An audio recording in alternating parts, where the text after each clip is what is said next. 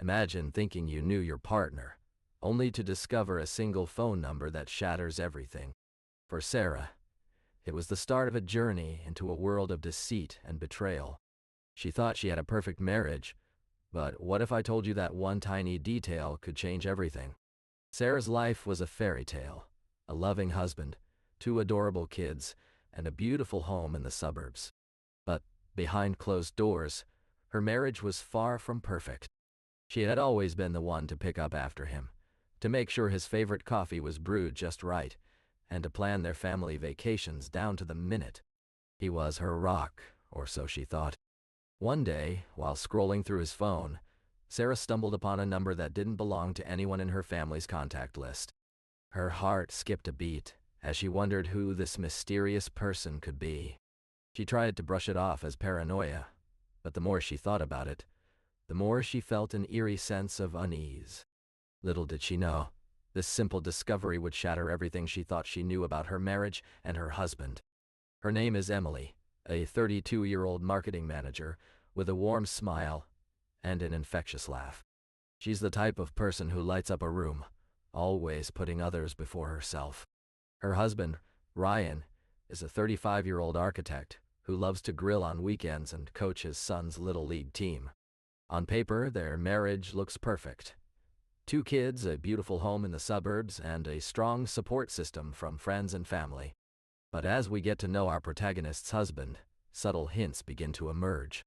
He'd often receive mysterious phone calls during dinner, and Emily would catch him typing away on his phone late at night. Just work stuff, he'd reassure her, but the look in his eyes told a different story. Emily tried to brush it off as paranoia, thinking maybe she was just being too nosy. She loved Ryan dearly, and she trusted him completely. But deep down, a nagging voice whispered, "What if?" Little did she know, that unassuming husband of hers was about to get caught up in a web of deceit.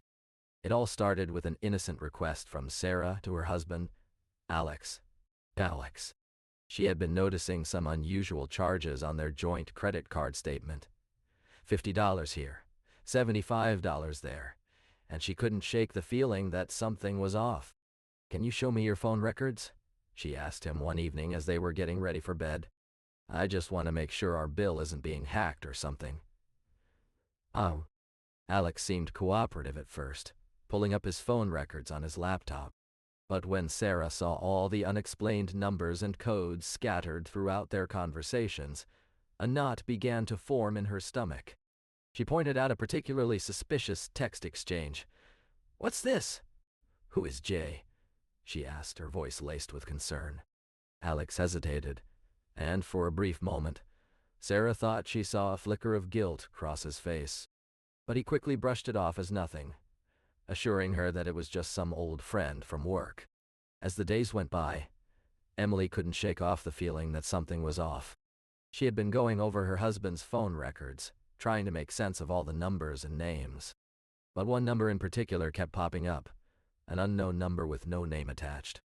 At first, she thought nothing of it, assuming it was just a wrong number or a spam call. But as the calls continued to appear on his bill, her unease grew. She started to notice that whenever she asked him about it, he'd quickly change the subject or become distant. She felt like she was walking on eggshells around him, never knowing when he might snap at her for asking questions. The tension between them grew thicker than ever, and Emily found herself lying awake at night, her mind racing with worst-case scenarios. She tried to push it aside, telling herself she was just being paranoid, but the seed of doubt had been planted. And as she looked at her husband's phone records one more time, she felt a cold sweat trickle down her spine. Her world was about to be turned upside down. As she gazed at the phone in her hand, the number that had been haunting her for weeks stared back at her like a ghost from another life. She felt a shiver run down her spine as she dialed it, her heart pounding in her chest. The voice on the other end was familiar, yet completely foreign. A woman who sounded eerily like her best friend's cousin, but wasn't. "Hi, is this Rachel?" the stranger asked, and suddenly the pieces fell into place. The conversations, the gifts, the late-night texts. It all made sense now. This was no ordinary acquaintance. She was someone else's wife, a woman who had been carrying on an affair with her husband for years, while he lied to her face every day. The number that changed everything was not just a phone number, but a revelation that shattered the very foundation of their marriage. As she confronted her husband with the truth, she wondered how many more secrets lay hidden beneath the surface. As she stood there, phone in hand, her husband's eyes locked onto hers with a mixture of guilt and desperation. "It means nothing," he said, trying to sound convincing, but the tremble in his voice gave him away. "We were just friends." But our protagonist wasn't buying it. She had seen the way he looked at this woman in the photos, the way her name was stored as a contact with a heart next to it, the way their conversations went on for hours, late into the night. This wasn't friendship. It was something more. And she knew it. She saw the same man who had promised to love and cherish her above all else, now trying to downplay this illicit relationship like it was nothing more than a harmless crush. But our protagonist knew what she'd seen. The sneaky messages, the secret meetups, the way he'd been lying to her for months. And as she looked into his eyes, she saw the truth. He had been cheating on her all along. As she gazed into his eyes, Sarah's mind went numb. The weight of the truth crushed her. But what really hit her like a ton of bricks was the realization that this wasn't just about him and the stranger. It was about all the little white lies he'd told her over the years. The late-night business trips, the gym sessions without his phone, the countless excuses for why he couldn't meet up with her friends. It was a web of deceit so intricate that she felt like she was living in a dream. She thought back to all the times he'd brushed off her questions about his phone habits, how he'd always said it was just work or social media. But now, she wondered if there were other numbers hidden behind those generic names, the ones he never let her see. Sarah's heart sank as she realized that everything he'd told her, every promise, every reassurance, had been a lie. As the truth began to unravel, Sarah felt like she was losing herself in it all. She couldn't shake off the feeling of being trapped in a toxic marriage, where love and trust were mere illusions. As I delved deeper into the phone records, my world began to crumble around me like a house of cards. Every call, every text, every hidden message was a punch to the gut. It was as if I was watching a stranger's life unfold before my eyes, a stranger who just so happened to be my husband. The numbers he'd been calling late at night, the cryptic messages that read, "I'll be there soon," it all made sense now. He'd told me about his business trips, but these phone records revealed something far more sinister. He was lying to me, constantly. I felt like I was living in a dream, and every new discovery ripped me back to reality. The texts with names like Sarah or Emily, the constant checking of work emails at 3 a.m. It all pointed to one thing: he was leading a double life. And the worst part, he'd been doing this for years, hiding it from me behind a mask of innocence and love. I couldn't help but wonder what else he'd been lying about. As I continued to scroll through his phone, my eyes landed on a name that made my heart skip a beat. Emily. A name I'd never heard before. I felt like I was in a bad dream, reliving every moment of our relationship all over again. Who was this woman? Why did she have so many photos with my husband? I scrolled through the gallery, and what I saw took my breath away. Pictures of them on vacation together, holding hands, laughing. They looked happy, too happy. As I dug deeper, I discovered that Emily had 2 kids, a boy and a girl, who looked eerily like my husband's siblings from his old family photos. It was as if I'd been living in a parallel universe. I couldn't believe what I was seeing, my mind racing with questions. How long had this affair been going on? Did he ever love me? Or was it all just an act? The more I learned about Emily and her family, the more I realized that my husband's life was a carefully constructed lie. He'd created a second family, one that existed parallel to our own. And I was just a spectator in his game of deception.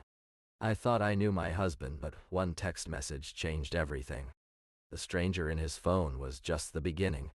As I scrolled through his conversations, I saw a life he'd built with someone else, a family, a home, a future. My world crumbled beneath me.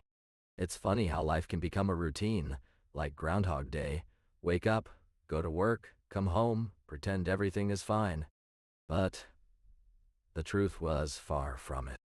Our marriage had been on shaky ground for years. We'd grown apart, and I couldn't remember the last time we'd shared a genuine conversation without arguing.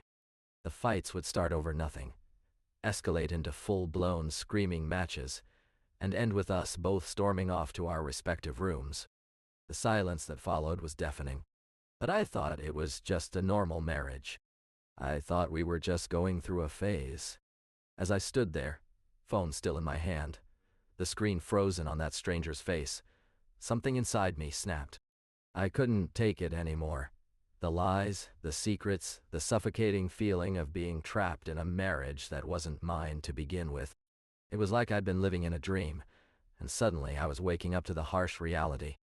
I thought about all the times he'd promised me we were working through our issues, that we were in this together. But now, I saw it for what it was: manipulation.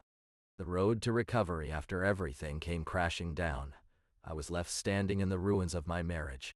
The stranger's face haunted me, a constant reminder of what I'd lost. But as hard as it was, I knew I couldn't stay stuck in that place. I started by reaching out to friends and family who had been quietly supporting me from afar.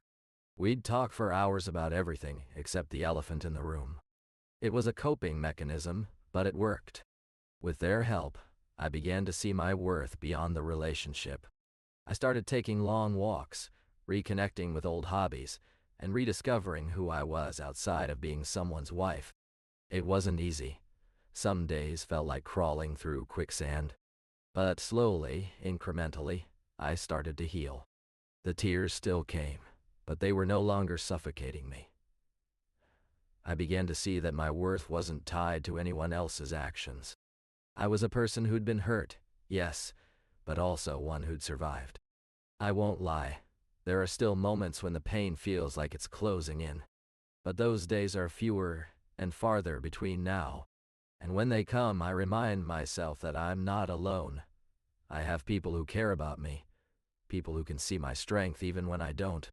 As our protagonist emerges from the ashes, she's left with a newfound sense of purpose. She's traded in her victim mentality for one of resilience. I remember when Sarah first started going to therapy, she would cry about every little thing. The smallest setback or perceived slight would send her into a tailspin. But as time went on, she began to see patterns in her behavior and how it was holding her back. She started small, taking long walks alone during lunch breaks, rediscovering old hobbies like painting and reading. She even started saying no more often. No to social invitations that drained her energy. No to toxic friendships. And no to relationships that didn't serve her. And with each no, she felt a weight lifting off her shoulders. Sarah's growth was not without its setbacks, but she learned to pick herself up, dust herself off, and move forward. She realized that true strength lies not in being immune to pain, but in being able to face it head-on, with courage and compassion for oneself. As I reflect on that moment when I discovered the stranger in his phone, I realize it was a pivotal point in my journey towards healing. It was a wake-up call to acknowledge the red flags I had been ignoring. The constant canceling of plans at the last minute, the late nights out with business associates, the girlfriend he claimed was just a friend. All these small inconsistencies now made sense. But what's remarkable is that in the midst of chaos, I found an inner strength I never knew existed. It was as if my body had been screaming at me to pay attention, and finally, I listened. The experience taught me that it's not about being immune to pain, but about facing it head-on with courage and compassion for oneself. I began to see that the stranger in his phone was just a symptom of deeper issues. A marriage built on trust issues, communication breakdowns, and a lack of intimacy. If I had been more attuned to these signs earlier, perhaps things would have turned out differently. But instead, it led me to where I am today. Stronger, wiser, and more aware of what true love looks like. You see, I used to think that red flags were only for the dramatic, over-the-top situations. But the truth is, they can be subtle, hidden in plain sight. Like the time my husband started working late every night without fail. At first, I thought it was just stress from work, but as the weeks went by, it became a pattern. He'd leave for the office around 5 p.m. and not come home until midnight or later. I remember feeling anxious every evening, wondering if he was okay, if everything was fine at work. But whenever I asked him about it, he'd brush it off with some excuse. Traffic, meetings that ran long, a project that needed his attention. It wasn't just the late nights that bothered me. It was the way he'd distance himself from me and our family when he did come home. He'd be glued to his phone, barely acknowledging my presence. And I'd catch him staring at someone's profile picture on social media. A woman with piercing green eyes and long, dark hair. Little did I know that was just the beginning. As she scrolled through his phone, something didn't add up. There were receipts from restaurants he swore he'd never been to, and texts with names she'd never seen before.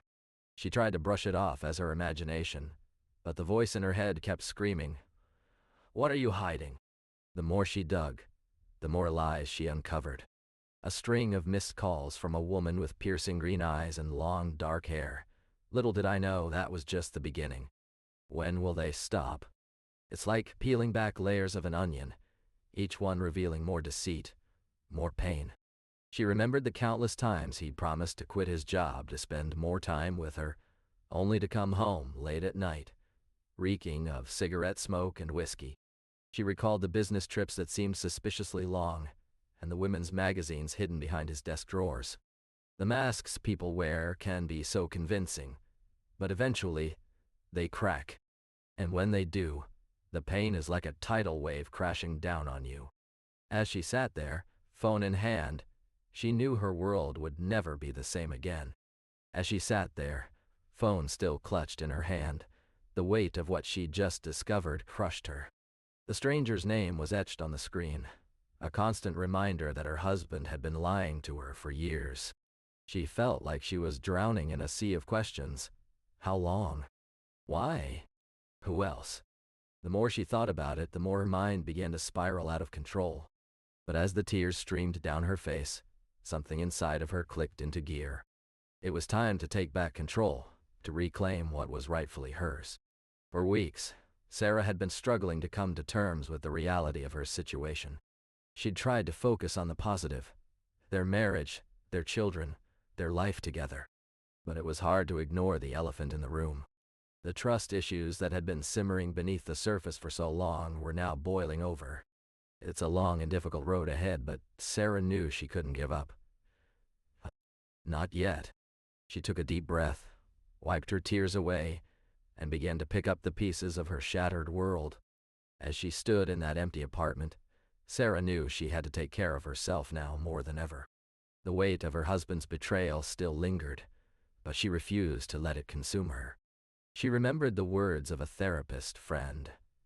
Trauma leaves us broken, but self-care can help mend those cracks. Sarah took that advice to heart and started small. Every morning, she'd light some candles, put on soothing music, and take long, hot showers. It was her me time, a chance to breathe without the weight of her husband's secrets. She began journaling, pouring out her thoughts and emotions onto paper. Writing helped her process the pain and anger, releasing them like autumn leaves falling from trees. Sarah also reconnected with old friends who didn't judge her or try to fix her problems. They listened, offering a shoulder to cry on without trying to offer solutions. As she prioritized her well-being, Sarah started to heal. She regained some of the sparkle in her eyes and learned to love herself again. As Ra's healing journey continued, she began to realize that forgiveness wasn't just about forgiving her husband, but also about forgiving herself for staying in a toxic relationship for so long. She started attending therapy sessions, where she worked through the emotional baggage and learned to recognize the red flags that had blinded her in the past. With each passing day, Ra felt a weight lifting off her shoulders. She started taking care of herself again, exercising regularly, cooking healthy meals, and reading books she loved. But as she moved forward, she also knew that forgiveness wasn't just about individual healing. It was also about rebuilding relationships with those who had been affected by the infidelity. Her friends and family were a big part of this process, offering her love and support every step of the way. And then there was her husband, still struggling to come to terms with his actions, but slowly beginning to rebuild trust with Ra. It was time to move forward, but not without looking back at what had almost destroyed them. As she sat amidst the shattered remains of their marriage, Sarah couldn't help but wonder how things had escalated so quickly. She thought back to the day she'd discovered the stranger's number in her husband's phone, a woman with a name that wasn't even close to his wife's. The revelation had been like a punch to the gut, leaving her breathless and bewildered. As she sat there, staring at the stranger's name on her husband's phone, something inside of her snapped. The realization that she was not the only woman in his life was like a tidal wave crashing over her. She felt suffocated, trapped in a marriage that was slowly draining the life out of her. She thought back to all the times he had been distant, preoccupied, and dismissive. The late nights, the secretive phone calls, the excuses for why he couldn't spend time with her. It all made sense now. She felt a wave of anger wash over her, followed by a deep sadness. How could he do this to her? To their family? But as she sat there, frozen in shock and pain, something inside of her began to stir. A voice whispered, "It's time to leave." Not for him, not for the marriage, but for herself. For her own safety and well-being. She knew that staying would mean sacrificing pieces of herself, bit by bit. She got up from the couch, walked over to the phone and deleted his number. It was a small step, but it was a start. She began to see the signs of a toxic relationship for what they were, warning signs that she had been ignoring for far too long. And in that moment, she knew she had to prioritize her own healing.